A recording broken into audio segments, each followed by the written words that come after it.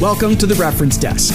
My name is Andrew Baldock, and this wandering feature is dedicated to shining a spotlight on unique albums, fascinating artists, and music you really just ought to hear. Today, I've dug out an alternative rock band that enjoyed incredible success in the 90s indie rock scene, but was never able to fully crest into commercial radio and mainstream media.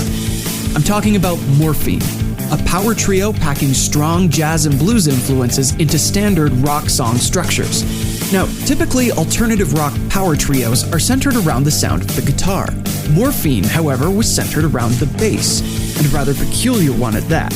Mark Sandman, singer and bassist for Morphine, had a bit of a thing for modifying his instruments, and one in particular led to Morphine's signature sound: a two-string bass played with a slide.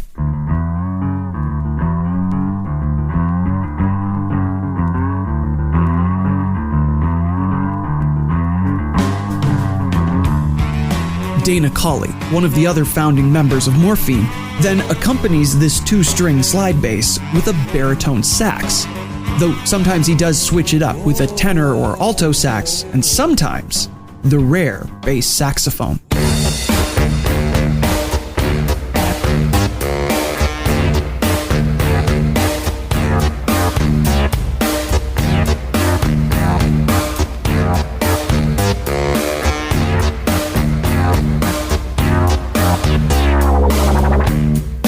Now, Morphine does include standard guitars, piano, organs, and other modified instruments from time to shake things up.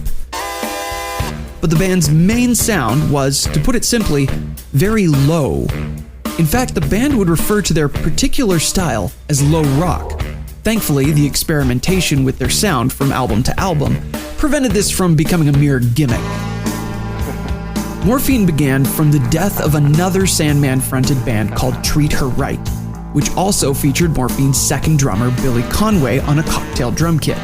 Sandman at this point was already a pretty prolific musician in the local Boston music scene, so from his connections to the Hypnosonics and Three Colors, he pulled together the first iteration of Morphine in 1991 with Jerome Dupree on drums. A hit with wings. The very next year, the band's first album, titled Good, was released. Their second album, though, Cure for Pain, ended up being their ticket out of New England and into the stereo sets of a wider North American audience. The album caught the ear of campus and community radio stations, as well as showrunners at MTV, landing songs off Cure for Pain in episodes of Beavis and Butthead and Daria. Hello, 911?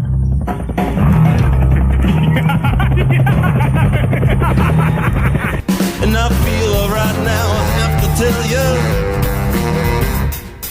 I think it's time for me to finally introduce you to the point, good.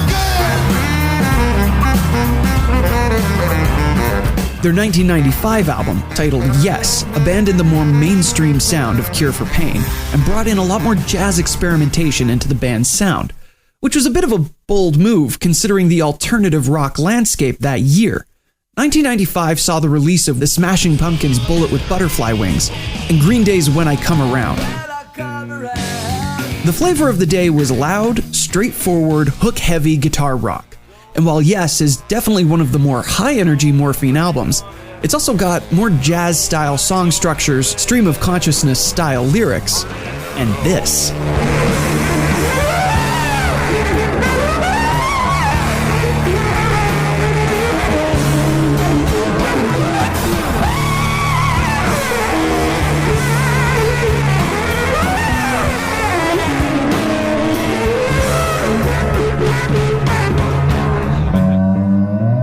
Though Yes didn't quite reach the same level of success as its predecessor, it didn't seem to stop the very gradual upward trajectory of Morphine as a whole.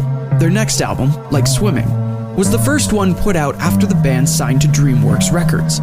Unfortunately, in the grand scheme of Morphine's discography, it was a somewhat weaker album, with some tracks feeling meandering and unfocused. While it was considered a commercial success, getting the band its highest position on the Billboard 100 chart at number 67, it didn't quite propel them into mainstream success as the band had hoped. And worse yet, the story of Morphine has a pretty sad ending. In 1999, at the Giardini del Principe in Palestrina, Italy, while performing with Morphine, Mark Sandman suffered a fatal heart attack on stage. Reportedly, a doctor attempted to save the singer at the scene, but he was pronounced dead in ambulance en route to a nearby hospital. The band's manager, Deborah Klein, was quoted as saying that Sandman was not known to have any health problems. In the wake of his death, the band released their last album, The Night, which is especially haunting given that compared to previous albums, it has a lot more songs with down-tempo, morose moods. You're the night light, a little girl lost in the woods.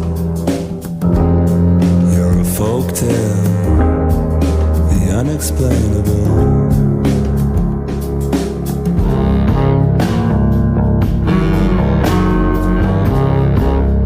And Conway went on to form a band called Orchestra Morphine, which was made up of old friends and colleagues of Mark Sandman. The band toured as a celebration of Morphine's career and to raise money for the Mark Sandman Music Education Fund. For a band that never really made it all the way into the collective consciousness, their influence is pretty incredible. Josh Homme of Queens of the Stone Age calls himself a fan. Les Claypool, most notably of Primus, has Mark Sandman's name written on the bullet mic he uses for vocals. And the musicians with the most influence from Sandman, outside Morphine, would be the presidents of the United States of America. She's up, she's in my head. She's up, she might be dead. Chris Bellew and Dave Dederer were friends of Sandman's and ran with his git bass and bass guitar ideas for their own, further developing the weird crossover instruments and bringing them to a much wider audience.